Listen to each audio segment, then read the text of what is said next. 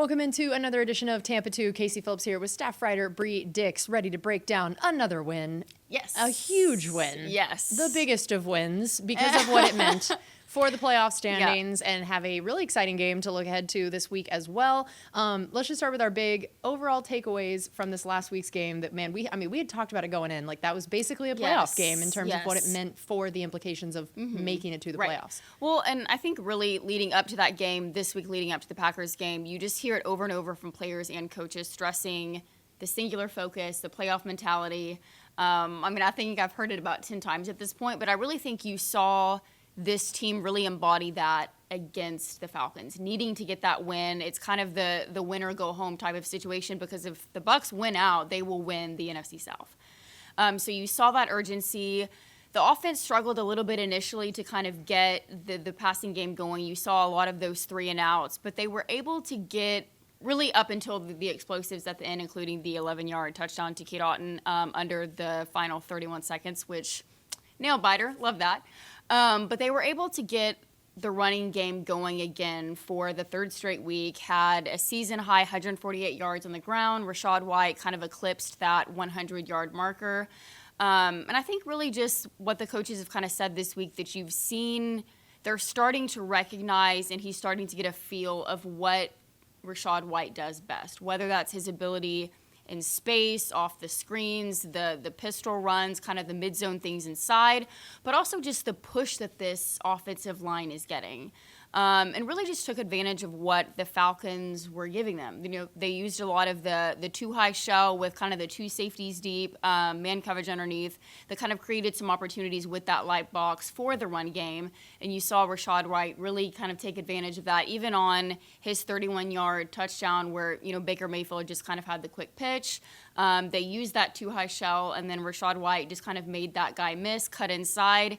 And then Tristan Wirfs, man, Cody Mauch, Aaron Sinney, just the job that they've done blocking downhill and kind of elongating those rush lanes, I think was really exciting to see. And then defensively, man, held the Falcons to 5 of 13 on third down, kind of a continuation of what we've been seeing, and just kind of their ability to kind of shorten those drives, make teams stall out, get Baker Mayfield back on the field in the Bucs offense, kind of giving them another chance to score.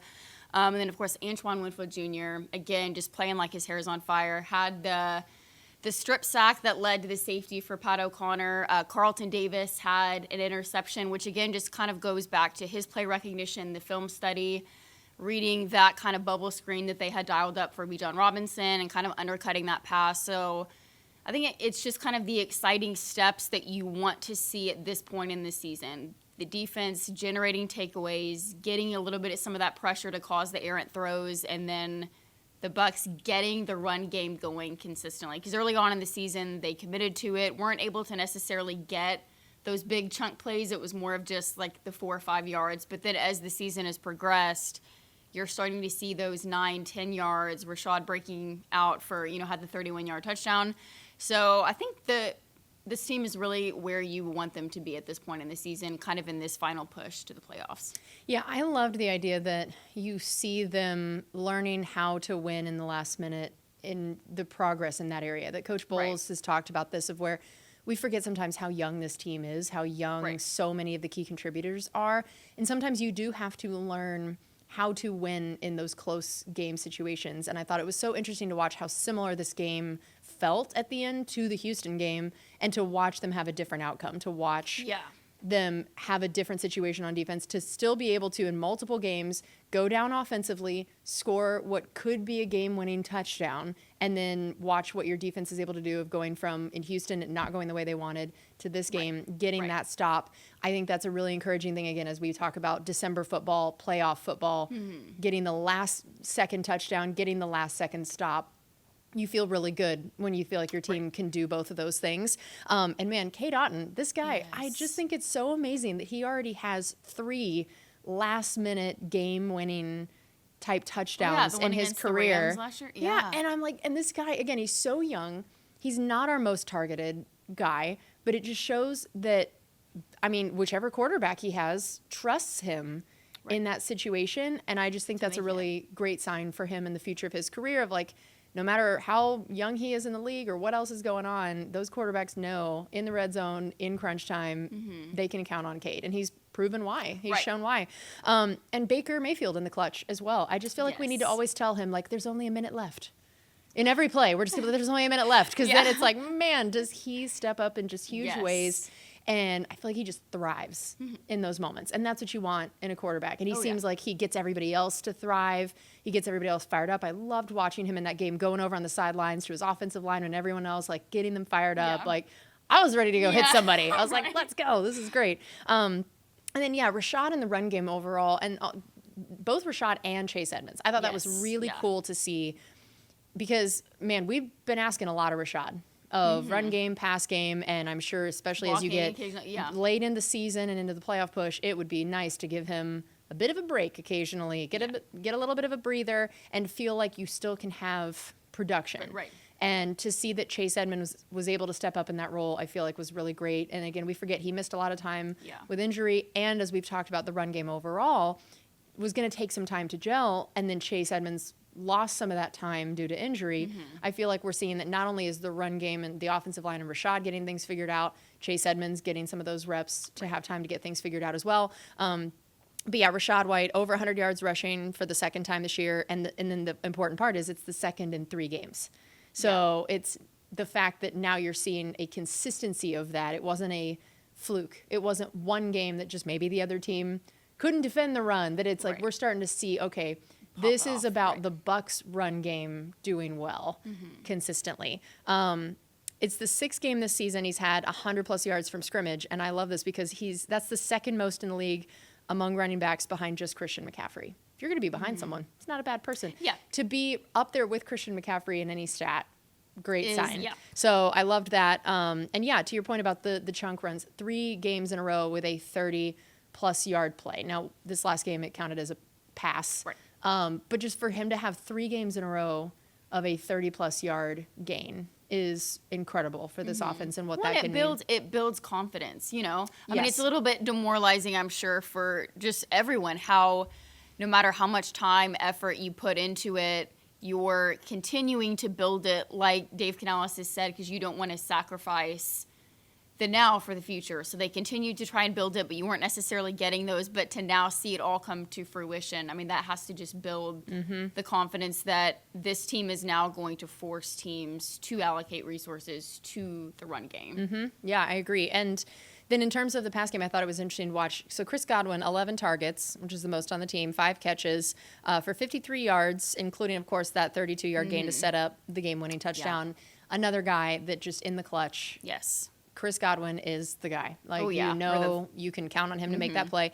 And I love the stat. In his 100th career game, he got his 500th career catch. I'm like, thank you for those lovely round numbers, Chris. Isn't that beautiful? And so now he and Mike are the only players in franchise history with 500 catches. I just forever love these stats that remind us of what greatness we're getting to watch. And that I just have to imagine that Mike and Chris are going to have these Bucs records for so long, and to get to be here to witness, like, these are the kind of things in an NFL franchise that you love to say, like, I was there when I got to watch witnessing history. Chris and Mike out there together doing their thing. And then he's also just the 30th player in league history with 500+ receptions in his first 100 career games, which shows that he's so good at producing on a consistent level. And again, missed time with injury. So to have the kind of production that he's had first 100 career games, I think is really great. Well, and the toll on his body too. Makes a lot of the contested catches over the middle. Does body takes a beating. Does a lot of blocking. He's willing to just put himself out there, do whatever the team needs him to do, which I think is great. And defensively, I just loved it. They held them under 100 yards rushing as a team without Vita. I mean, going into the game, we had talked about the keys to the game. We had talked about what Atlanta wants to do. And in general, the idea of here's a team with 3 dynamic running backs that wants to do that all day, and you're going to be without Vita. You're going to probably say that's not a recipe for success. And I thought that was so cool to watch our defense step up in that way, and especially on third down. This is a trend we've watched now for weeks. First 7-ish weeks of the season, third down, not going real well on defense. And everyone out there will tell you that, especially third and longs. Like, it was just not great. And then all of a sudden, they have just locked down. So now they held them to 5 of 13 on third down, which is 38.5%. So this is the 6th straight game they've held their opponent to below 40% on third down, which is the longest active streak in the NFL. So they have the longest streak of holding teams to below 40% on third down. That is incredible for what that means about your defense getting off the field, giving your offense more chances. And then, yeah, I mean, Antoine Winfield, I feel like we could talk about this all day, but again, another sack. So he now has 3.5 more than any other DB since he entered the league. And I loved the stat about he now joins Hall of Famer. This is what I want to start doing this now with everything with Antoine, finding the stats that compare him to Hall of Famers to just start setting this campaign up like for years. So he joins Hall of Famer Brian Dawkins as the only DBs with at least 3 sacks, 3 forced fumbles, and 3 fumble recoveries in a single season since 2000. And we still got 4 games to go. Yep. I'm like, this dude is just racking it up. And I really want to shout out KJ Britt. For just multiple reasons, but I feel like to step into that role these last couple weeks have the energy, the hype, the everything to step in, and then he gets hurt, and how crushing that must have been when he had his opportunity. Then he gets another opportunity this last week and stepped up in just really big ways. I think about that chase down he had of Bijan Robinson to save a touchdown, and look at how clutch that ended up being when you think about the 7 versus 3 on that play. And just the confidence he seemed to play with, the speed. It didn't seem like he was hesitant on things. And then also he stepped up in a big way and went with the rookies to All Children's Hospital this week. And it turns out, fun fact, KJ Britt has some pipes. Yes, he is great. Dude can sing. sing. I'm just going to be honest. He carried that performance. 100%. In a major way. Yeah, there was a lot of guys just kind of swaying and dancing next to him, like, KJ, hit it. Yeah. We're going to be your backup dancers. Just the speaking casually in the back. That was my favorite. I felt like Yaya specifically added a lot of what I would just call, like, backup sounds. Where, like, KJ would be singing and, like, let's say it was Jingle Bells. Like, he would start singing Jingle Bells, and it, like, Jingle Bells, Jingle Bells, Jingle all the way. And then you'd hear Yaya in the background go, yeah. like that almost was like a beatbox That was the contribution. So, yes, KJ Britt stepped up on and off the field this week. So I wanted to shout him out. And then finally, Chase McLaughlin. I know somebody named Chris, so that was a shout out to my friend Chris. Chase McLaughlin hits a 55-yarder. He's now made 5 field goals of 50-plus yards this season, tied for the 7th most in the NFL this year, and he's 22 of 27 in his career on attempts of over 50 yards. The confidence that gives you to be able to go out in those scenarios of where sometimes if you have a kicker that maybe they're really consistent around 40 and in, that's great. But when you're in that situation where it's like, ooh, it's a 55-yarder, like, we don't really want to punt. Do we feel confident about this? What's that going to mean for field position? Like, just the confidence that can give Bowles to send him out, the ways that can get you some of these extra points that really end up mattering down the stretch where otherwise maybe you might have punted. I just feel like Chase has become such a big weapon for us and a source of confidence, which is really exciting. All right, so now injury report. This is quite a segment this week for both teams. Ooh, yes. So lay it on us. Who do we have? Who do we not have? I'll start with the positives. So the positive is that Jamel Dean and Devin White both practice in a full capacity on Thursday, and we're filming this on Friday morning. So that was good to see after they've missed several games. But not so great on the other front. So Carlton Davis, Will Golston, Chris Godwin, Ryan Neal, long snapper Zach Triner, and Vita Vea all did not participate in practice. Yep. So all of those will definitely be names to continue monitoring as we progress through the week. Yeah, it's going to be interesting to see. I mean, that's a lot of people. It's a lot of names. Yes, but you know what? And a lot of starters. At least they're spread out in positions as compared to our inside linebacker just decimation recently. So at least it's spread out. I'm trying to find the silver lining of this injury report. Well, and I will say kudos to with Carlton, Jamel Dean having been banged up. What a job Zion McCollum has done. Todd Bowles, said earlier in the week that he's kind of been the unsung hero. And I think you've really just seen the strides that he made. I mean, the 2 critical pass breakups. He had led the team in 9 tackles. So just what a job he's doing, not necessarily even just blanketing receivers, the speed element, but also just disrupting throwing windows and flying around, making tackles. And he's not obviously the biggest person, but I mean, he's flying in there, intensely hitting Yep. people. Showing off the athleticism. And showing, yes, his physicality, the athleticism, the range. So just what a job that he's done this season. I agree with that. Which actually takes us into our one-on-one, which was my pick. Zion McCollum. Yes, it was.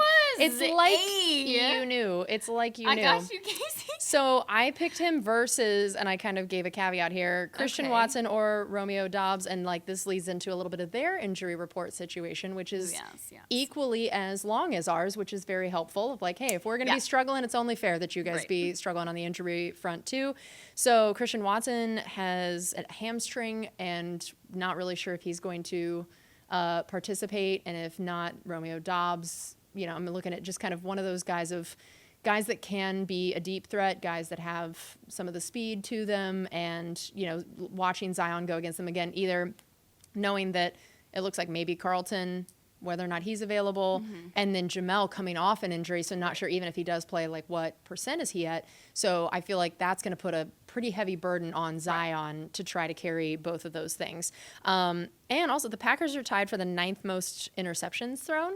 So I just feel like our DBs in general, it's going to be interesting to see if this is another one where we can create some turnovers, create some pressure on that front. So, and then my other one-on-one, I picked Rachaad White, of course, especially, and I didn't even do a one-on-one. I cheated on this. I just said him versus their run defense because they allow the 2nd most rushing yards in the league. So I am pretty. This was my. This is your position group or whatever. Yep, that's what I figured. So yeah. They also, they rank 11th in the league in points allowed, and they're stingy against the pass. Like their defense overall has these things going for it. Lopsided. They allowed just 200 passing yards per game. They're ranked 10th in red zone touchdown percentage allowed. So looking at all of that, obviously the rushing yards are going to be where you need to try to get your major gains, your major moving down the field, all of that stuff in the red zone, because they do seem to crack down decently on your pass game. And so this is where you need to be able to run the ball to then, if you want to be able to take some of those deep shots, you want to be able to use your passing game, you got to set up that run early on. So for you, one-on-ones. I'm really proud of us. We didn't overlap on this one today. That's great. I did Cody Mauch against Kenny Clark, and then I did Antoine Winfield Jr. against Jordan Love. So for Cody Mauch, obviously he had a little bit of the expected learning curve, kind of in the transition from college to the pros. But over the last really several weeks, I mean, Dave Canales has dubbed him the most improved player. I think you've seen that in the strides that the run game has made, just in his move blocking in space, that lateral agility. You're starting to see kind of everything grasp for him, and just kind of how he's able to play fast, and just kind of that wall and the presence that he's been able to set for the Bucs in the interior. But man, he's faced some tough challenges this year, and Kenny Clark, the Packers' menacing nose tackle that has a hellacious bull rush, just wreaks havoc against the run, against the pass, and I'm going to once again steal a marvelous stat from Scott Smith, but according to Next Gen, Clark has 18 quarterback pressures since Week 10, the 2nd most by an interior lineman in that span. Wow. But just overwhelms centers and guards, and has just kind of that instinctive feel and that understanding of leverage. So I think that's going to be a really, really crucial matchup this week, is how they're able to stand up, protect Baker Mayfield in the pocket, and are they able to get pushed to kind of get that run game going against that front with Kenny Clark, and then also, of course, Rashawn Gary. They kind of set the tone. And then Antoine Winfield against Jordan Love. I am excited for this. Todd Bowles, of course, is known for just kind of that aggressive one-gap penetrating style, and Antoine Winfield is kind of one of these kind of the key focuses, especially with Devin White being out, of these pressure packages, the blitzes, with just his closing burst, his physicality in the box. And with a guy like Jordan Love, he isn't necessarily like a rookie, but he doesn't have a lot of experience, small sample size starting, just kind of absorbing everything from Aaron Rodgers the last several years, almost a redshirt situation. Played very little time. And this year is kind of his first breakout role. So I think Todd Bowles is going to be licking his chops, dialing up those pressure packages. And I think Antoine Winfield will definitely be a key focus in limiting Jordan Love, and whether it's, him coming on a blitz or whether it's him disrupting those passing windows and kind of the catch space, I think Antoine's going to have a really, really big game against him because, Jordan Love can attack at every arm angle. He has the mobility, can beat you with his legs. So I think Antoine's going to be a really key ingredient for the Bucs on Sunday. I like that. Yeah. So for position group, I went with inside linebacker for us because, again, watching, guys like KJ Britt, maybe Servassier Dennis having to step into this role, it's incredibly important to see how they handle it. Do they continue to, does KJ continue to be able to play at a high level, especially as you look at, we talked about the injury report. Do you have Vita? Do you have Will Golston? There's a chance you have neither of them. Yeah. When it comes to the run game, don't love that. And so can your inside linebackers step up and try to help stop some of those gaps up in there, maybe get some tackles for loss, try to really wreak some havoc in the run game when you're without two of your better run stoppers in a lot of ways. Right. And especially when you look at, so I don't know, A.J. Dillon, Aaron Jones, they also, again, injury situation there where it looks like you got a broken thumb for one, you're coming off a knee injury for another. I don't really know at what level they're going to be playing at, but again, Christian Watson also maybe not be at 100%. They're going to still want to be able to run the ball. Whichever one of those guys is or isn't available, they're going to want to try to do that, especially in December in Green Bay. Let's be honest. It looks like we're avoiding the worst of what could be the weather, but that typically it's like that ground is going to be colder. It's going to, it's going to be interesting to see, can they get the footing they need in the run game? And you have a chance to really try to stop that, force them to air it out a little bit more.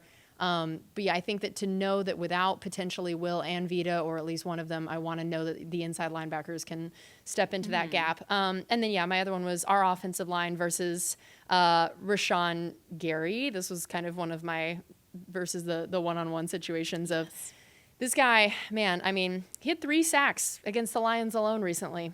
So, this is a guy that if you allow him can be a game wrecker. Yes, and that he is. So I feel like, again, to be able to withhold him, keep him at bay, and then get your run game going, as we talked about, how important that is going to be for the offensive line when we know that the Packers are way stingier against the pass on defense. Can you get your run game going? And then if you end up in some of these third down passing situations, can you keep Rashawn Gary at bay? Right. So for you, position groups.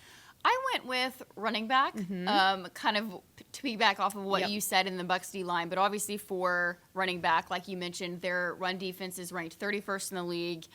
They're allowing an average of 148 yards on the ground per game. The Giants ran the ball 34 times for 209 yards against the Packers defense. Now, granted, they didn't have one of their best tacklers in Quay Walker. He was out for the game. So I think that probably contributed to it a little bit. But I think there's going to be some opportunities this week. And are they kind of able to continue in this last push of the season? You're going to be able to need to run the ball. It's going to be colder. Are they able to continue to get that push, get Rachaad White in space, whether it's on the outside, through the interior?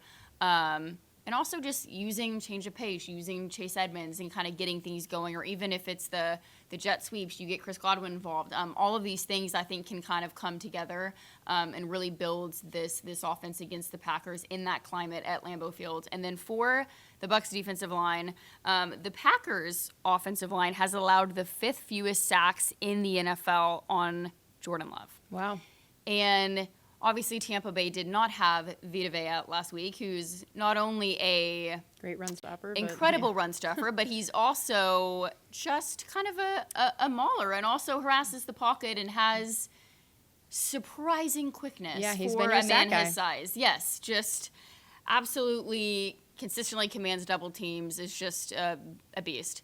So how are the Bucs able to hopefully kind of get some of those pressure on Love, force him to make mistakes, force him to make some of those errant throws, get takeaways, and kind of cause the havoc up front and dictating the pace of the game and the line of scrimmage, I think is going to end up being crucial for the Bucs. Yeah, that'll be interesting to see how it affects Calijah Cansey, because obviously he'll, again, Vita will, since we're recording this, we don't know which one of them, if either of them will be available, but what does that mean you end up asking of Calijah to do?